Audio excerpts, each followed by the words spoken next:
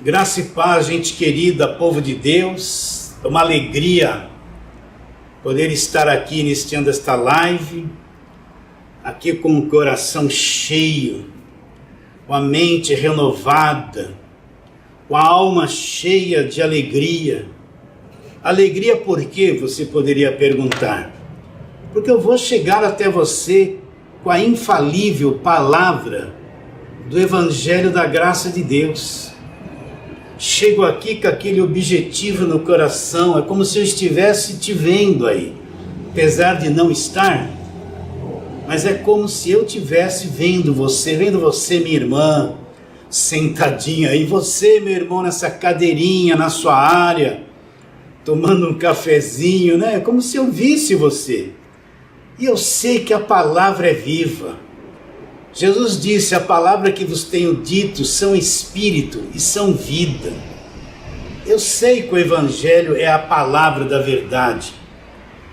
E quando a pessoa ouve, a pessoa pode ter vivido 20, 30 anos numa denominação debaixo de lei. Mas eu sei quando a pessoa ouve, o coração dela está amadurecido para ouvir. Deus já operou na mente, no coração dela, está tudo prontinho, terreno preparado. Eu sei que essa palavra da graça, quando cai ali, ela vai brotar. O irmão falava comigo ontem, ele falou, pastor, eu ouvi uma vez a tua pregação. E de repente aquilo foi tão eficaz, essa palavra da graça, aquela coisa tão simples. Foi tão eficaz que eu já criei momentaneamente, no exato momento que eu fui ouvindo aquilo dentro de mim, brotou a fé. Desde então eu tenho acompanhado as pregações, estou satisfeito, liberto pelo conhecimento do Evangelho da Graça de Deus. Então essa é a minha alegria. Você entende, cada vez que nós iniciamos esta live, eu não tenho intenção de aparecer em nada. Eu não quero ser centro de nada. Não quero nem que você diga, esse pastor é uma bênção. Não, isso aí não me interessa. O que me interessa é que o Evangelho da Graça brote lá no teu espírito. E você entra nessa nova dimensão de vida. Você entra neste Evangelho da Graça de Deus. Descubra tudo que foi feito na cruz. Os benefícios que vêm da cruz para cada um de nós. Descubra que tudo da parte de Deus para nós nos é dado gratuitamente. Não existe custo, Deus não barganha, Deus não quer coisas para me dar outras coisas. É o sistema que prega essa mentira. Que você descubra que o caminho está aberto, a porta está aberta. Que você foi justificado, selado com o Espírito Santo. Você é filho de Deus, abençoado com todas as sortes de bênçãos espirituais nas regiões celestiais em Cristo, que você é um redimido, um liberto total, que você foi liberto do império das trevas e transportado, posto no reino do Filho do amor de Deus. Você não vai mais orar aquela oração do Pai Nosso dizendo, venha o teu reino, porque você já foi transportado e posto no reino. Para nós o reino já está estabelecido. Nós já estamos no reino de Deus, em Cristo, já estamos. E isso é a minha riqueza, a minha prosperidade, sabe qual é? É que você entenda isso, que você enxergue isso. Isso é o presente que Deus me dá. E é para isso que nós estamos aqui, para sermos um colaborador, um cooperador do teu crescimento espiritual. Nada mais que isso. E eu quero dizer que aquela frase que eu tenho dito depois que terminamos a live, eu vejo assim, a tua vida vale mais que o mundo inteiro. Aquele pastor tinha 99 ovelhas e ele tinha uma se perdido. Ele deixou no deserto as 99 e foi atrás daquela ovelha perdida. Ele foi para achar aquela ovelha perdida. E quando ele achou, pôs nos seus ombros, voltou contente. Entende? Então eu vejo Jesus assim, atrás das ovelhas perdidas. procurando essas ovelhas para que elas se despertem com a verdade do Evangelho da graça de Deus. Porque para Deus uma vida vale mais que o mundo inteiro. Você entende isso? Esse mundo tem muitos valores, mas para Deus uma vida como a sua vale mais que o mundo inteiro. É para isso que estamos aqui, para sermos um colaborador, nada mais que isso, um colaborador da tua fé.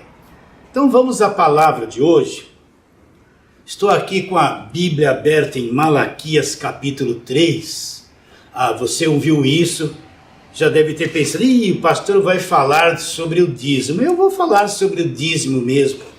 Eu sei que já tem na internet muitas pregações abençoadas a respeito disso, mas eu vou também dar uma pequena contribuição. Então, Malaquias capítulo 3, nós vamos ler aquele famoso versículo que diz assim: roubará o homem a Deus? Olha a pergunta que Deus está fazendo. Roubará o homem a Deus? Aí ele diz: todavia vós me roubais. E vós me roubais. Em que te roubamos? Nos dízimos e nas ofertas. Aí vem a maldição. Olha como funcionava a lei. Com maldição sois amaldiçoados, porque a mim me roubais. Quem é que roubava a Deus? Ele diz: vós, a nação toda. Que nação? Nação de Israel. A nação de Israel. Aí ele fala: trazei todos os dízimos à casa do tesouro, para que haja mantimento na minha casa. E provai-me nisto, diz o Senhor dos Exércitos, se eu não vos abrir as janelas dos céus e não derramar sobre vós bênção sem medida. Versículo 11. Por vossa causa repreenderei o devorador, para que não vos consuma o fruto da terra. A vossa vida no campo não será estéril, diz o Senhor dos Exércitos. Até aí está bom. Eu sei que você vai fazer uma pergunta: pastor, o dízimo faz parte da nova aliança, do Novo Testamento? Eu sou obrigado a ser dizimista? Já me falaram que se eu não for dizimista, eu sou ladrão e estou roubando a Deus e vou para o inferno e vou perder a salvação. Pastor, eu sou obrigado a dar o dízimo? Pegar 10% do meu trabalho, do meu salário? Eles brigam pelo bruto, pelo líquido, né? Deixa isso para lá. E eu tenho que, a primeira coisa que fazer, dar esse dízimo na igreja, porque se eu não der, eles vão dizer assim, o devorador vai me pegar, vai devorar a minha vida financeira. E eu te faço uma pergunta: você é obrigado? Se você procurar na nova aliança, então você tem que entender isso. Olha, veja bem, eu tenho despesas mensais aqui na igreja. Entende isso? Eu tenho compromissos sérios que tenho que cumprir. Mas o nosso coração tem que dizer a verdade, com toda liberalidade, sem peso na consciência, sem segunda intenção. Se você for procurar no Novo Testamento, principalmente nas cartas de Paulo, Paulo nunca obrigou a igreja a ser dizimista, a dar a 10ª do salário daquilo que tem. Não existe um versículo na nova aliança, você tem que entender que a nova aliança começa na cruz, quando Jesus Cristo disse: está consumado, o véu do templo se rasgou, o sangue dele foi derramado. Dali para frente se começa a nova aliança. Quando é que essa nova aliança é revelada? Revelada em Atos 9, quando o apóstolo Paulo tem um encontro com Jesus Cristo, e ali, a partir dali, o próprio apóstolo Paulo disse que o evangelho que ele pregava, ele não aprendeu de homem algum. Leia lá em Gálatas capítulo 1. Ele diz: o evangelho que ele pregava, ele não aprendeu de homem algum, mas ele recebeu mediante a revelação de Jesus Cristo. Então o apóstolo Paulo não aprendeu esse evangelho de homem algum. Ele não aprendeu de Pedro, de João, de Tiago. Não. Ele falou que não aprendeu de homem algum, mas que ele teve uma revelação direta de Jesus Cristo. Ele disse que o evangelho dele não era segundo o homem, não tinha o dedo humano. não tinha raciocínio humano, não tinha teologia humana. Então, esse evangelho da graça de Deus, essa nova aliança revelada diretamente ao apóstolo Paulo. E se você ler todas as cartas que Paulo escreveu, não tem uma vez que ele obriga a igreja a ser dizimista, não tem uma vez que ele citou Malaquias 3 para a igreja. Portanto, qual a conclusão que a gente chega? Que esse negócio de eu sou obrigado a ser dizimista, se eu não der o dízimo eu sou ladrão, estou roubando a Deus, vou perder a salvação. Esses dias vi um pregador aí da televisão dizendo isso. Se a pessoa não der o dízimo, ela perde a salvação, como se ela fosse salva por causa do dízimo. A obra da cruz não tem valor nenhum. Então, não existe nenhum versículo que te obrigue a ser dizimista, porque o dízimo era uma coisa da lei, exclusivamente da lei, uma obrigação da lei. Eu sei, alguém vai dizer assim, não, mas o dízimo é antes da lei. De fato, se praticava antes da lei, depois continuou se praticando na lei. Agora eu te faço uma pergunta também, a circuncisão, se você for lá em Gênesis capítulo 17, versículo 9, eu não vou ler para não gastar muito tempo, mas você vai ver que Deus está instituindo a circuncisão através de Abraão, né? A circuncisão era a marca da lei, a marca da obrigatoriedade de guardar toda a lei. A circuncisão também foi antes da lei, e depois obrigatoriamente na lei. Quando a lei é removida na cruz pelo Senhor Jesus Cristo, a circuncisão, que também era antes da lei, foi removida também. E o dízimo foi removido também. Não existe essa conversa de porque existiu o dízimo antes da lei e ele foi obrigatório na lei, acabou a lei, mas o dízimo permanece. Não, não permanece. E assim como a circuncisão também não permanece, o dízimo também não permanece. Então, tanto o dízimo quanto a circuncisão, eles acabam na cruz. Então, pegar Malaquias 3, que é escrito para quem? Para a nação de Israel, não é escrito para os gentios. Quando o Malaquias está profetizando estas coisas para Israel, Jesus não havia vindo ao mundo, ele não havia morrido. A nova aliança não está em vigor, não existia nem igreja, era judaísmo. Então ele está promulgando, sentenciando isso sobre o povo de Israel, porque era o povo de Israel, a nação de Israel que estava roubando a Deus. Ele fala assim: com maldição sois amaldiçoados, porque a mim me roubais, vós, a nação toda. Que nação ele se refere? A nação de Israel. Então qual a conclusão que nós chegamos?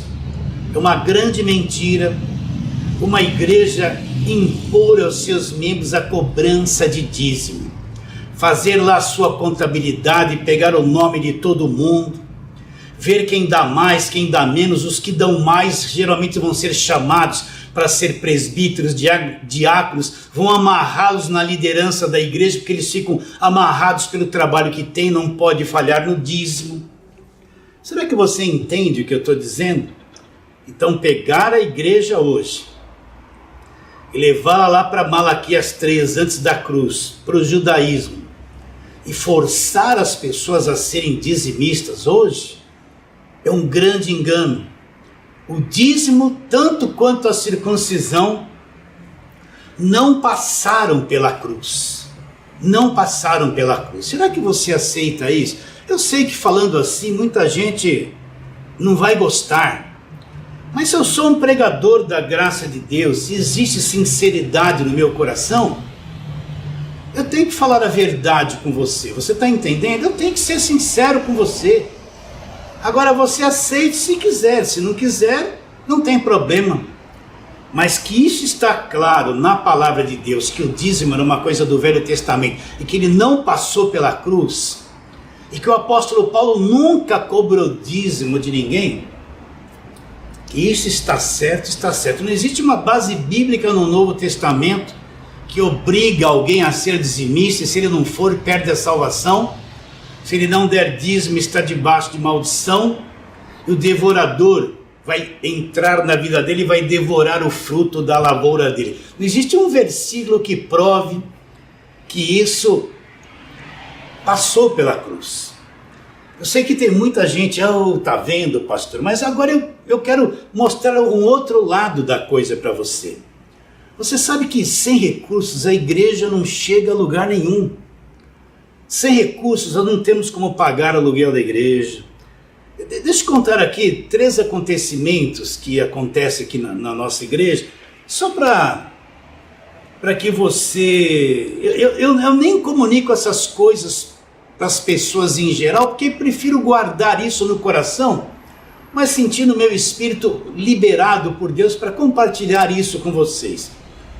Tivemos aqui na igreja um irmão que sempre colaborou, sempre ajudou, não só financeiramente, pintava as paredes da igreja, uma pessoa com muita disponibilidade de se doar, de trabalhar, de cooperar, não só financeiramente, como também nesse trabalho geral. E ele sempre ajudou financeiramente. E um dia ele perdeu o emprego. Eu não estava nem sabendo que ele tinha perdido o emprego. Quando eu fiquei sabendo, eu descobri que ele já estava com 1 mês de aluguel atrasado. E o que fazer nessa situação? Não faz parte da igreja? Não foi sempre um colaborador? Não pintou as paredes da igreja? O que nós tivemos que fazer? Ampará-lo. Então, quando eu fiquei sabendo disso, eu o visitei. E durante 1 ano, olha, ele pagava aluguel, ele morava de aluguel. Durante 1 ano, a igreja se propôs a pagar aquele aluguel até que ele arrumasse um emprego e saísse dessa situação. Agora imagine você se nós não tivéssemos recursos nenhum, como nós poderíamos ajudar? Porque os recursos que entram na igreja é para cobrir as necessidades da igreja, e se tiver gente na igreja com necessidade, desde que for uma coisa legítima, a igreja tem que ajudar, tem que participar. Nós não somos igreja. Paulo disse lá em Gálatas: façamos bem a todas as pessoas, principalmente os da família da fé. Ele não disse isso? Se a igreja não tivesse recursos, como nós poderíamos socorrer a família da fé? Então esse irmão ficou 1 ano desempregado. E durante 1 ano aqui nós ficamos pagando o aluguel dele, dando cesta básica, porque ele é a igreja. Porque ele faz parte de nós. Ele é a família da fé. E por fim, depois de 1 ano segurando essa situação, honrando, né? Principalmente os da família da fé, essa pessoa, irmão, arrumou um emprego, e se levantou, e aquilo foi uma grande bênção na igreja, para todos que colaboraram. Um outro acontecimento, uma irmã aqui sofreu um acidente de carro, e sofreu uma fratura, uma torção muito grande no calcanhar, no pé, e estava com o pé torto, e passou por um processo de 3 cirurgias. Nós levamos ela lá para o hospital, e na última cirurgia que teve, ela tinha que fazer uma sessão de fisioterapia mais de 20 vezes, e o hospital era longe, não tinha quem levasse. Eu particularmente não tinha condições de fazer isso. O que nós tivemos que fazer? Eu não estou dizendo essas coisas para me gloriar. Não, isso não interessa. Essas coisas são humanas. Se gloriar é coisa do coração humano caído. Não nos interessa. O que tivemos que fazer, sabendo da necessidade dela, da falta de condições de ir até aquele hospital público, e ter esse trabalho todo, correndo o risco de ficar com calcanhar torto, pé torto. A igreja teve que assumir isso. Nós não somos igreja. Então tivemos que contratar uma fisioterapeuta e cobrir essas 20 sessões de fisioterapia, indo lá na casa dela para que ela pudesse ter um acompanhamento, ter a saúde restabelecida. Agora, se nós não tivéssemos recursos, como a gente poderia socorrer os da família da fé? Vocês estão entendendo a importância de ser um colaborador, de ser um cooperador, não é? Você sabe, não é obrigado a ser dizimista. Dízimo é uma coisa dali, acabou na cruz. Mas a necessidade de compartilhar, de ter um coração generoso, de entender o que é a igreja, de entender o evangelho que nós estamos pregando, de entender que nós somos o corpo e um trabalha em função do outro, e ser um colaborador para que o evangelho vá adiante, porque sem recursos a gente não chega a lugar nenhum. A gente não chega a lugar nenhum. O que acontece com muitas pessoas é que elas foram tão exploradas no sistema, quando elas vêm para a graça de Deus, elas têm um coração tão amargurado com aquilo que exploraram elas, que elas se fecham. E se fecham e deixam de ser generosas. E deixam de ser generosas e acham que compartilhar financeiramente com a igreja é alguma coisa que não tem necessidade mais. Então vamos a alguns textos da palavra de Deus. Vamos lá, segunda carta de Paulo aos Coríntios, capítulo de número 9. Vamos trabalhar nisso. Segunda carta de Paulo aos Coríntios, com calma, sem pressa, né? Capítulo de número 9, vamos ver a instrução que Paulo nos dá a respeito da generosidade, né? E eu tenho falado aqui com o povo, a generosidade é um fruto de quem realmente entendeu e creu no Evangelho da Graça de Deus. Como eu posso dizer que entendi o Evangelho da Graça de Deus, que tudo me é dado gratuitamente, tudo que Deus fez por mim, e na hora de eu ser um colaborador desse evangelho, é fechar o meu coração, fechar as minhas entranhas, deixar a avareza reinar na minha vida? Se assim é, eu não entendi nada do evangelho da graça de Deus. Então, segunda carta de Paulo aos Coríntios, capítulo de número 9, Paulo sim, nunca obrigou ninguém a ser dizimista, mas falou sobre ofertas e generosidade. Então ele diz assim, segunda carta de Paulo aos Coríntios, capítulo de número 9, versículo 6 em diante. E isto afirmo, aquele que semeia pouco, pouco também se fará. O que semeia com fartura, com abundância se fará. Agora está a tônica aqui desse capítulo. Cada um contribua segundo o que tiver proposto no coração, não com tristeza ou por necessidade, porque Deus ama quem dá com alegria. Ele diz, Deus pode fazer-vos abundar em toda graça, a fim de que, tendo sempre em tudo ampla suficiência, superabundeis em toda boa obra.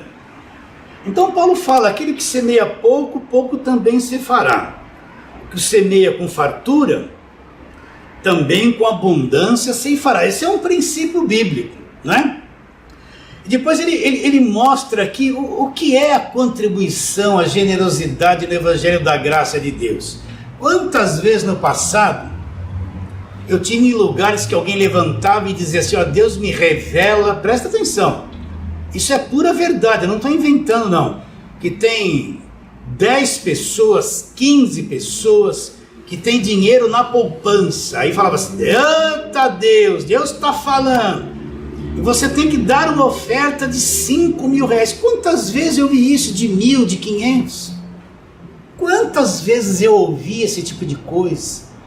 Pessoas revelando em nome de Deus que tinha tantas pessoas na igreja, que tinha que dar tanto, que tinha que pegar tantos envelopes, que haveria uma grande prosperidade, que era Deus falando. Quantas vezes eu ouvi isso?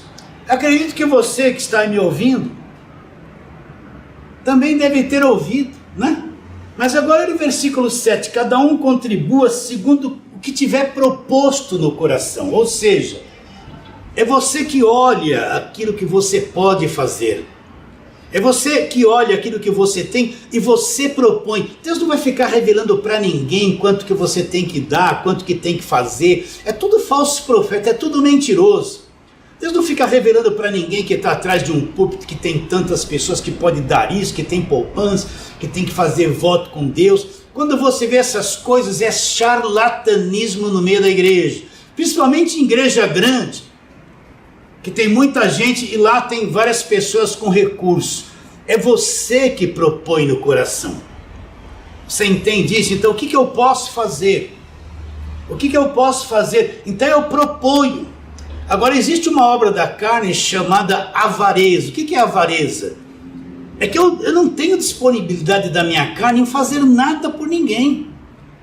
Eu não tenho disponibilidade, eu posso fazer e até muito. Mas a minha carne, ela é avarenta, ela gosta de tudo para mim, ela se agarra nos recursos, no dinheiro, que ela prende e a pessoa acaba podendo fazer muito, acaba não fazendo nada, porque existe uma avareza no coração. Agora ele diz, cada um contribua segundo aquilo que propôs no coração. Então é você que propõe. Ninguém vai ter revelação de nada, só Deus sabe o que você tem. É você que propõe no teu coração o que você pode fazer. Olha que coisa interessante, olha que liberdade. Você não é coagido a nada. Você não é obrigado a nada, mas porque você entende o evangelho da graça de Deus. Você entende a necessidade de expandir esta palavra da graça de Deus. Você entende a necessidade da igreja que congrega. Você entende as despesas que a igreja tem. Então você propõe no coração. É você que decide, é você que administra. É você no teu entendimento é que propõe aquilo que você vai fazer. Ninguém é obrigado a nada. Aqui nesse ministério ninguém é obrigado nem a ser ofertante. Eu deixo isso bem claro para todo mundo. Não é obrigado a dar nada. Quando chega visitante aqui, quando nós ministramos as sementes, eu já digo para o visitante, você não é obrigado a dar nada aqui. Nós não temos nenhum interesse em nada do que você tem. Todos eles são testemunhas disso.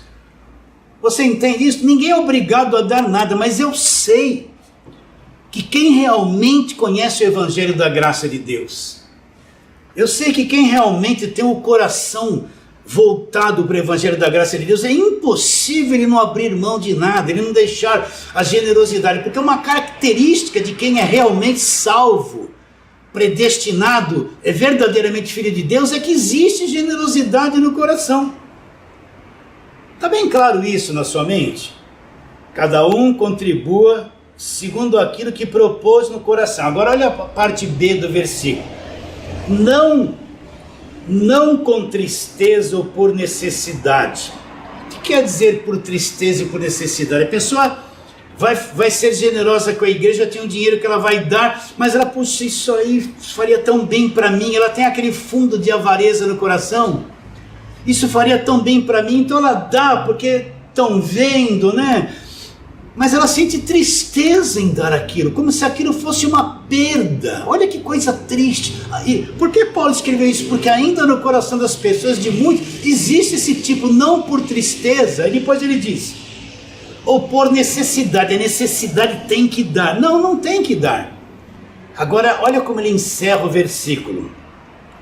Porque Deus ama quem dá com alegria. Alguém poderia perguntar, pastor, então Deus está fazendo acepção de pessoas. Se o senhor acabou de dizer que ele ama quem dá com alegria, então é sinal que ele não ama aquele que não dá com alegria. Por que Deus fala quem ama? Deus ama quem dá com alegria. Porque olha, é coisa rara encontrar alguém que dá com alegria. Fala a verdade, olha para dentro de você. Quando você é generoso na igreja, você faz isso com alegria? Ou lá no fundo tem um sentimento assim, eu estou fazendo, mas um sentimento de perda? Por que ele fala que Deus ama quem dá com alegria? Sabe por quê? Porque Deus sabe que quem tem alegria para dar já venceu a avareza, venceu o egoísmo, venceu a individualidade, venceu a carne, porque a carne não gosta de dar nada para ninguém. A natureza terrena, ela não gosta de dar nada para ninguém, ela é egoísta, ela quer tomar as coisas das pessoas, ela quer que os outros deem para ela, mas dar alguma coisa, a natureza humana não gosta de ser generosa. Então quando Deus fala, Deus ama quem dá com alegria, é porque para a pessoa chegar num ponto de ter alegria para dar, ela já superou a avareza, superou a carne, superou a natureza humana, ela está totalmente liberta. Então ela vai sentir prazer em ser um cooperador. Ela não vai achar que perdeu alguma coisa porque foi generosa. Ela não vai achar que foi uma perda, que ela deu uma oferta maior um pouquinho para uma necessidade. Ela não vai achar que foi uma perda porque ela está liberta da carne. Deus ama quem dá com alegria. Será que você entende isso? Então é necessário, para que a obra continue, é necessário. O dízimo é coisa da lei, aquilo acabou lá, aquilo morreu lá. Eu sei que tem pregadores da graça que não vão concordar comigo, eles já falaram muito que o dízimo é antes da lei, não é verdade? E eles não vão gostar disso que eu estou falando, mas eu preciso falar isso, porque nós precisamos aprender a depender de Deus em tudo, não precisa trazer alguma coisa. Eles pregam que muitas coisas ficaram lá no Velho Testamento, tudo aquilo é rudimentos do mundo, mas quando chega no dízimo, eles passam o dízimo, não é verdade? Não tem coragem de falar a mesma coisa. Será que vocês entendem isso? Então Deus ama a quem dá com alegria. Então quando Deus olha para uma pessoa e vê que ela venceu a avareza da carne. Por que eu falo isso, meus irmãos? Não leve a mal. Porque eu conheço pessoas que têm muitos recursos, pode fazer tanto pela obra de Deus, mas não faz nada, porque é mesquinho, é avarento, não é verdade? Ele acha uma perda, ele tem desconfiança, ele tem na mente dele ainda bloqueios, poderia fazer muito, mas não faz nada. Então ele diz, porque Deus ama quem dá com alegria. Depois no versículo 8 ele fala, Deus pode fazer-vos abundar em toda a graça, a fim de que, tendo sempre em tudo ampla suficiência, superabundeis em toda boa obra. Então olha o que ele fala, Deus pode fazer-vos abundar em toda a graça. O que é a graça abundante da nossa vida? Significa que as bênçãos de Deus se manifestam espontaneamente. Quando você lança uma semente na terra, e você a cobre, você não vê mais aquela semente na terra, mas lá dentro, na terra, lá dentro uma coisa está se movendo, a vida está se manifestando.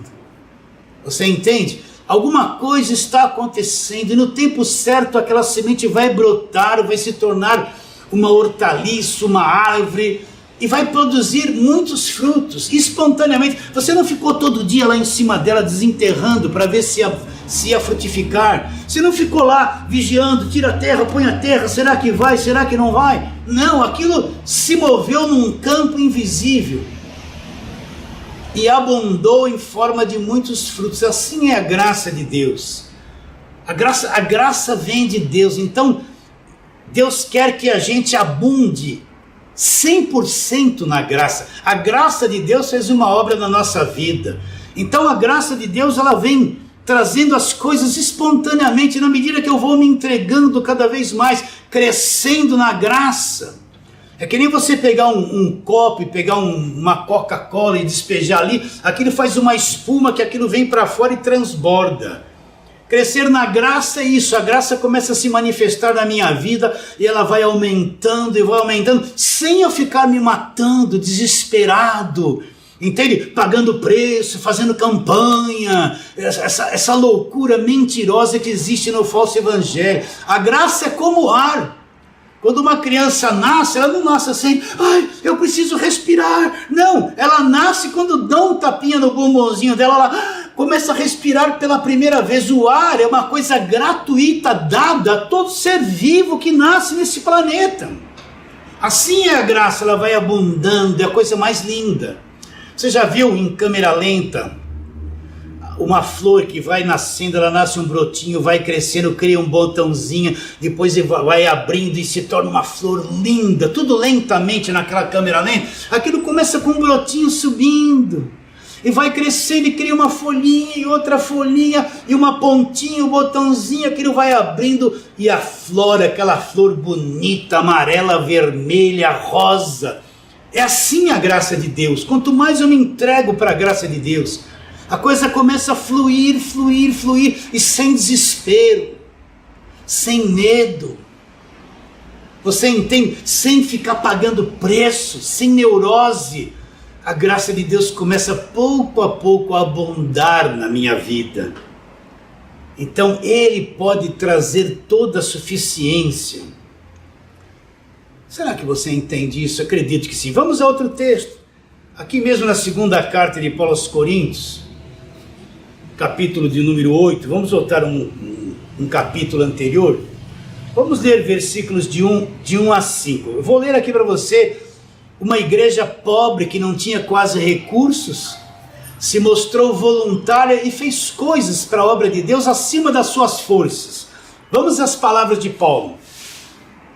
2 Coríntios, capítulo número 8, versículo 1. Também, irmãos, vos fazemos conhecer a graça de Deus concedida às igrejas da Macedônia. Presta atenção.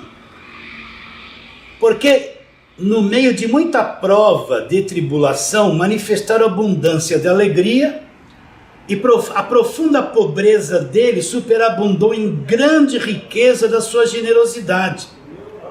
Porque eles, testemunho eu, na medida das suas posses, e mesmo acima delas, se mostraram voluntários, pedindo-nos com muitos rogos a graça de participarem da assistência aos santos. E não somente fizeram como nós esperávamos, mas também deram-se a si mesmos, primeiro ao Senhor e depois a nós, pela vontade de Deus. Então está aqui, a igreja da Macedônia era uma igreja pobre, uma igreja que não tinha quase recursos. E Paulo diz que a profunda pobreza deles superabundou em grande riqueza da generosidade. O que eles fizeram? Eles queriam ofertar. E no meio da pobreza que eles tinham, eles conseguiram superabundar numa grande generosidade. Olha o que Paulo fala no versículo 3. Porque eles, testemunho eu, na medida das suas posses, e mesmo acima delas se mostraram o quê? Voluntários. Quando os macedônios entenderam a necessidade de ser generosos, entenderam a necessidade de colaborar, mesmo sendo uma igreja pobre, eles se mostraram voluntários e conseguiram uma grande generosidade extraída do meio de uma pobreza. Olha que coisa linda. Agora no versículo de número 5, olha o que Paulo fala. Não somente fizeram como nós esperávamos, mas também deram-se a si mesmos, primeiro ao Senhor, e depois a nós pela vontade de Deus. O que Paulo está dizendo aqui? Ele mostra o segredo da generosidade dos macedônios. Sabe por que eles conseguiram, no meio da pobreza, ter uma grande generosidade? Paulo diz, porque primeiro eles se entregaram ao Senhor. Como é que uma igreja pobre, pessoas com poucos recursos se mostraram voluntárias e dali extraíram uma grande generosidade? Porque primeiro, palavras do apóstolo Paulo, eles se entregaram ao Senhor. Então, o que é ser generoso? O que é colaborar com o ministério? É o resultado de quanto eu me entreguei ao Senhor, de quanto eu entendo que é uma entrega a Deus no meu coração. Vocês estão entendendo? Eu não estou barganhando com Deus. A maior parte das igrejas eu tenho que dar para receber, aquela coisa toda. É você barganhar com Deus, é comprar Deus com a sua oferta, com o seu dízimo. Mas Paulo diz que eles foram generosos e conseguiram uma grande generosidade, porque primeiro eles se entregaram ao Senhor. A obra foi feita dentro do coração deles. Então o que é uma oferta, uma generosidade? Essa oferta, a generosidade é um produto do que você enxergou dentro de você, do que você venceu a avareza da sua carne, de quanto você se entregou ao Senhor. Então quando você entende isso, é impossível que lá dentro de você não mova-se o Espírito de Deus para levar você a ser o quê? Uma pessoa generosa. Entende isso, meu irmão, minha irmã? Dízimo acabou. O dízimo não passou pela cruz. Malaquias 3 não é evangelho, é judaísmo. Para quem Deus está cobrando? Ele está cobrando de Israel. Você pode ver que existe penalidade para os sacerdotes, castigo para os sacerdotes, fala sobre a infidelidade conjugal e a infidelidade no dízimo, a carta de Malaquias. Mas aquilo não tem nada a ver com o Novo Testamento, está bem claro isso? O Novo Testamento começa da cruz para frente. Vamos a outro texto. Primeira carta de Paulo aos Coríntios, capítulo 16, vamos ali fazer uma breve leitura. Capítulo 16, nós vamos ler versículos 1 a 3, que diz assim: quanto à coleta para os santos, olha, Paulo está falando sobre coleta, uma coleta que ele iria usar a favor dos santos, não era para ele se enriquecer, era a favor dos santos. Então ele diz: quanto à coleta para os santos, fazei vós também como ordenei às igrejas da Galácia. No primeiro dia da semana, cada um põe à parte em casa, conforme a sua prosperidade. Guarde bem isso. E vá juntando para que não se façam coletas quando eu for. E quando eu tiver chegado, enviarei com cartas para levarem as vossas dádivas a Jerusalém aqueles que aprovarem. Então, qual a fórmula que Paulo fez aqui? Ele está dizendo que no primeiro dia da semana, cada um põe à parte conforme a sua prosperidade. Deus não vai pedir uma coisa, esse negócio que você tem que dar tudo que tem, você vê nessas igrejas da mídia. Você tem que fazer sacrifício, dá tudo que tem, se não tem, vende geladeira, vende carro, vai pôr no altar, sacrifício. Isso é igreja falsa. Não existe nada disso, você vai dar conforme aquilo que você prosperou. Se existiu prosperidade na sua vida, você separe aquilo da sua prosperidade e você vai dar com o coração voluntário. É você que determina segundo a sua prosperidade, porque Deus não vai querer alguma coisa que você não tenha. Você entende isso? Deus não vai querer alguma coisa de você que você não tenha, segundo aquilo que você prosperou. Se a sua prosperidade é 10, ajude sobre isso. Sua prosperidade é 1, ajude sobre 1. Mas o importante é ser generoso, ter um coração generoso, deixar a graça de Deus abundar no teu coração sempre. Vamos a outro texto aqui, segunda carta de Paulo aos Coríntios, capítulo 11, vamos voltar lá para a segunda carta, capítulo 11, e vamos ler um texto aqui quase nunca lido, né? Então nós vamos ler lá, segunda carta de Paulo aos Coríntios, capítulo 11, vamos ler desde o versículo 7. Cometi eu, porventura, algum pecado pelo fato de viver humildemente, para que fosseis exaltado, visto que gratuitamente vos preguei o Evangelho? Então o que Paulo está dizendo? Paulo pregou o Evangelho para eles gratuitamente. Agora Paulo vai dizer uma coisa no versículo 8, presta atenção. Paulo recebeu salário de outras igrejas para poder se manter, para poder pregar o Evangelho gratuitamente aos coríntios. Então vamos às palavras dele. Versículo 8, segunda carta de Paulo aos Coríntios, capítulo 11, versículo 8.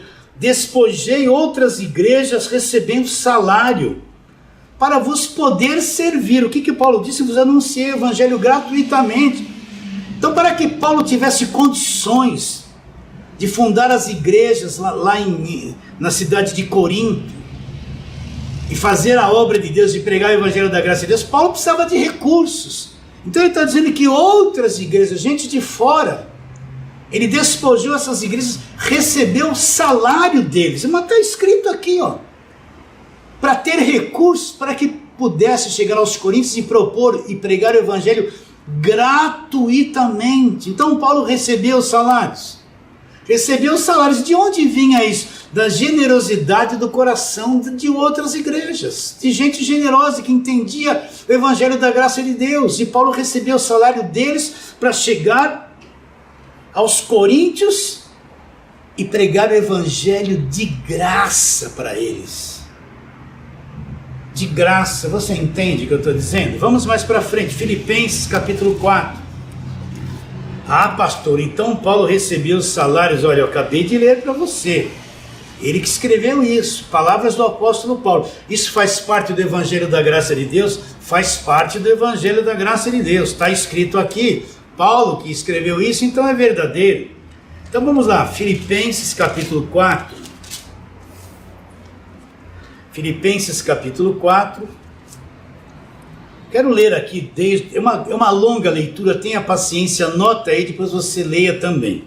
Filipenses capítulo 4, versículo 10. Alegrei-me sobremaneira no Senhor, porque agora uma vez mais renovastes a meu favor o vosso cuidado, o qual também já tinhas antes, mas vos faltava oportunidade.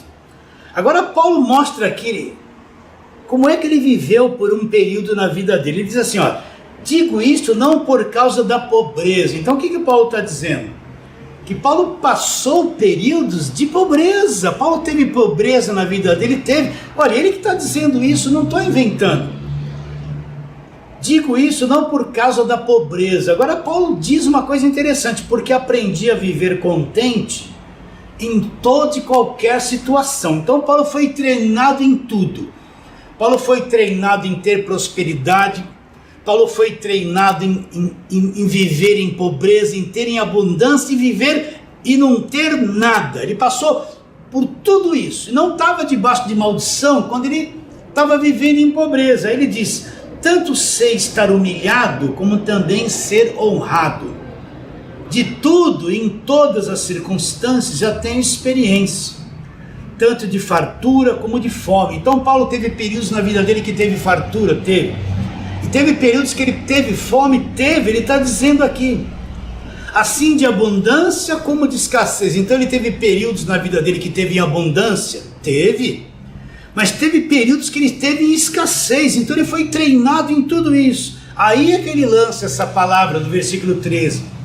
Tudo posso naquele que me fortalece. Agora ele vai tratar com os filipenses, ó, todavia fizeste bem, associando-vos na minha tribulação. E sabeis também, ó filipenses, que no início do evangelho, ó, preste bastante atenção, no início do evangelho, quando eu parti da Macedônia, nenhuma igreja se associou comigo no tocante ao dar e receber, senão unicamente a vós. Então quando o evangelho estava se iniciando, os filipenses já tinham essa compreensão de colaborar com o ministério do apóstolo Paulo. Ele diz que nenhuma outra igreja se associou com ele no tocante ao dar e receber, a não ser os filipenses. E aí Paulo diz, porque até para Tessalônica mandastes não somente uma vez, mas duas, o bastante para as minhas necessidades. Então quando Paulo estava em Tessalônica, os filipenses mandaram 2 vezes o suficiente para as necessidades de Paulo. Olha aí que tal o coração generoso. Eles entendiam o trabalho de Paulo, sabia que Paulo pregava o evangelho com honestidade. Paulo não era como muitos pregadores de hoje que só falam em dinheiro, que tem os seus aviões, as suas fazendas, os seus apartamentos milionários nos Estados Unidos, que exploraram o povo. Paulo não era assim. Paulo não participava de nada dessas coisas. Paulo não tinha comunhão com a mentira dessa tal prosperidade que os falsos apóstolos pregam hoje. Então ele diz, porque até para Tessalônica mandastes não somente uma vez, mas 2, o bastante para as minhas necessidades. Então lá para Tessalônica os filipenses entenderam o trabalho de Paulo, viam que ele tinha necessidade e supriram 2 vezes, mandaram o que iria suprir todas as necessidades do apóstolo Paulo. É assim o evangelho. É o coração generoso que entende o trabalho. Entende? Lembrando a você que nós estamos falando sobre o quê? Roubará o homem a Deus, sobre os dízimos. Então já falamos. O dízimo não faz parte da nova aliança. O dízimo acabou na cruz. Mesmo que se fale que o dízimo é antes da cruz, a circuncisão também era antes da cruz, e na cruz ela acabou e não passou tanto quanto o dízimo. Agora a igreja precisa de recursos, e precisa caminhar. Sem recursos nós não chegamos a lugar nenhum. Aí Paulo continua: não que eu procure o donativo, mas o que realmente me interessa é o fruto que aumente o vosso crédito. Então, os filipenses mandaram 2 vezes suprir a necessidade de Paulo. Paulo diz que esse seria o fruto que aumentaria o crédito deles. Aí Paulo diz no versículo 18: recebi tudo e tenho em abundância, estou suprido, desde que Epafrodito me passou as mãos, o que me veio da vossa parte como aroma suave, como sacrifício aceitável e aprazível a Deus. Então o que Paulo diz? Olha como Paulo está contente, está com o coração alegre, não porque recebeu alguma coisa, porque ele viu que no coração dos filipenses havia generosidade, a graça de Deus estava se manifestando abundantemente, eles não eram avarentos, não eram mesquinhos na hora de compartilhar a generosidade com o apóstolo Paulo. Então é por isso que Paulo está com o coração alegre, não pelo que ele recebeu, mas pelo fruto que ele viu que existia dentro do coração dos filipenses.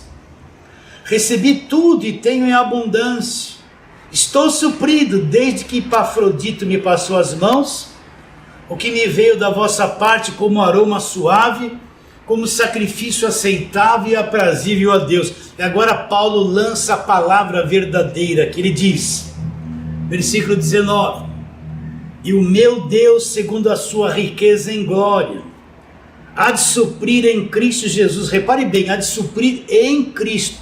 Aonde é que nós estamos? Em Cristo. Para onde nós somos transportados? Fomos transportados em Cristo, para o reino do Filho do seu amor. Então Paulo diz: e o meu Deus, segundo a sua riqueza em glória, há de suprir em Cristo Jesus cada uma das vossas necessidades. Paulo entendeu o coração dos filipenses, viu que eles eram generosos, supriram todas as necessidades de Paulo. Então Paulo lança essa bênção sobre eles: e o meu Deus, segundo as suas riquezas em glória, há de suprir em Cristo Jesus o quê? Cada uma das vossas necessidades.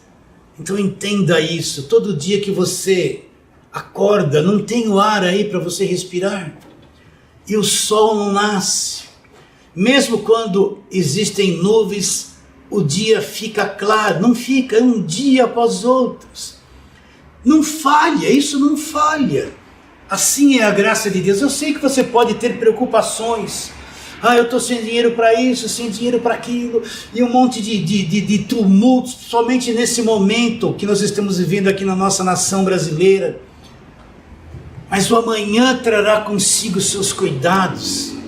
Confie em Deus, cresça na graça e no conhecimento de nosso Senhor e Salvador Jesus Cristo, e o dia de amanhã trará consigo seus cuidados. A graça vai começar a invadir todas as áreas da sua vida, tudo que você pode imaginar. A graça faz uma obra. Deixa Deus te levar para o crescimento da graça na tua vida, e o dia de amanhã trará consigo os seus cuidados. Será que você entende isso? Será que existe generosidade no seu coração? Entende? Mais bem-aventurada coisa é dar do que receber. E a gente pensa que dar é uma perda, mas quanto mais eu dou, Deus vai providenciar meios de eu mais receber. Aceita essa palavra de hoje? Vamos terminar voltando a Malaquias capítulo 3, né? Um livro da lei debaixo do judaísmo, que não é evangelho, escrito para os judeus que estavam roubando a Deus, mas não tem nada a ver conosco que somos gentios da nova aliança. Então vamos lá, Malaquias capítulo de número 3, né? E vamos ler: roubará o homem a Deus? Todavia vós me roubais. Em que te roubamos? Aí Deus responde: nos dízimos e nas ofertas. De novo, para quem ele está direcionando essa palavra? Olha o versículo seguinte: com maldição sois amaldiçoados, porque a mim me roubais vós, a nação toda. Quem é que estava roubando a Deus? O dízimo na lei era obrigatório e eles não estavam dando, estavam roubando a Deus. O que Deus está dizendo? Com maldições sois amaldiçoados, vós, a nação inteira. Que nação? A nação de Israel. A igreja nem existia nesse tempo. E você está entendendo? Olha, de Malaquias a Mateus teve um período de silêncio de 400 anos. Então Deus está dizendo isso aqui para Malaquias 400 anos antes de Jesus Cristo vir e nascer aqui no mundo, antes do verbo se fazer carne. Para quem ele está dizendo isso? Para os judeus, para quem está debaixo da lei. A nova aliança nem está em vigor ainda. Ela vai começar a se manifestar 400 anos depois disso. Então eu vou ler de novo. E a pergunta, o pastor disse, se eu não der o dízimo eu sou ladrão, eu perdi a salvação. Mentira. O pastor disse, se eu não der o dízimo o devorador vai me pegar. Mentira. E o devorador aqui citado não é demônio. Nós atualmente não estamos tendo lá na Argentina aquela nuvem de gafanhotos que está quase entrando no Rio Grande do Sul. Esses são os devoradores, os insetos que vinham naquele tempo e devoravam a lavoura toda, a plantação toda deles. Não tem nada a ver com demônio devorador, mas o pessoal da lei põe medo, aterroriza, fala que são demônios devoradores. Não é assim que eles falam? Então vou ler de novo, agora eu termino. Roubará o homem a Deus? Todavia vós me roubais. Em que te roubamos? Nos dízimos e nas ofertas. A quem está sendo dirigida essa palavra? Para o povo judeu, para a nação de Israel. A lei está em vigor aqui em Malaquias. Aí ele vai dizendo, com maldição sois amaldiçoados, porque a mim me roubais vós a nação toda. Quem é essa nação toda? A nação de Israel. Aí ele fala, trazei todos os dízimos à casa do tesouro, para que haja mandamento na minha casa e provai-me nisso, diz o Senhor. Se eu não vos abrir as janelas do céu e não derramar bênção sobre vós, sem medida. Aí ele fala, por vossa causa repreenderei o devorador, para que não vos consuma o fruto da terra. Quem são esses devoradores? Eu acabei de falar, são aqueles gafanhotos, aquelas pragas que davam na lavoura e consumiam o fruto da terra deles. Então, concluindo, o dízimo não faz parte da nova aliança. O dízimo não faz parte da igreja, do evangelho da graça de Deus. O que faz parte é o coração generoso, é a oferta, dar com o coração, com entendimento do que é o evangelho da graça de Deus, para que a graça de Deus cresça e abunde grandemente em nossa vida. E assim nós vamos ficando por aqui. Foi uma alegria muito grande poder chegar até você, minha irmã querida, você meu irmão amado, você jovem, todos vocês que têm nos acompanhado. Foi uma alegria chegar até você. Eu vos amo muito e vou dizer a mesma frase: a tua vida vale mais que o mundo inteiro.